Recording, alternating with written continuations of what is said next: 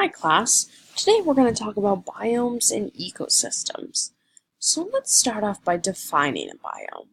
A biome is a group of land ecosystems with similar climates and normally similar organisms. There are 6 land biomes and 2 water biomes.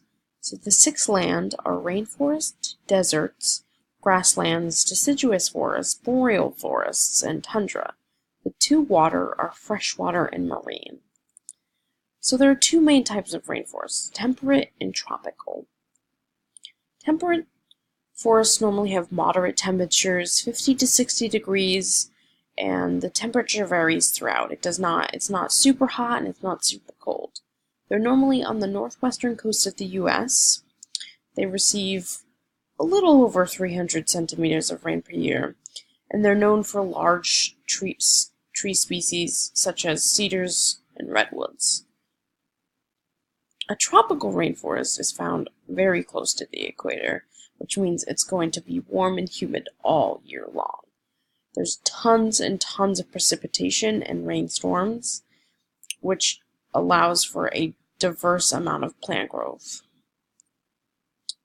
Now, deserts, on the other hand, receive very, very little rain, less than 25 centimeters of rain per year. Some deserts actually receive no precipitation at all, and they often undergo large shifts in temperature. So it can be super warm during the middle of the day, and then the temperatures can plummet at night. So there's 2 examples here. So you have a desert in Africa.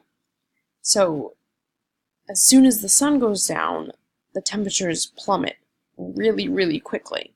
They can get below freezing, as you can see in the example from the Gobi. During the winter months, even though it doesn't look like it's winter in the desert, it can drop below freezing.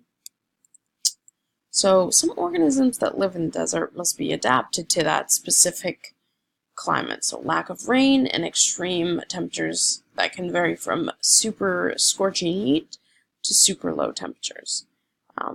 So the cactus, as you can see, has stems to store water. The Gila monster spends weeks in its underground burrows away from the sun. And many of the other organisms that live in the desert are only active at night when it's cooler. So the grassland, aka the prairie, it's obviously populated by non-woody plants and mostly grass. They receive a moderate amount of rain per year, and one thing that grasslands have to worry about is fires and droughts. So an example of a grassland is the savanna, and they are populated with grass, scattered shrubs, and small trees.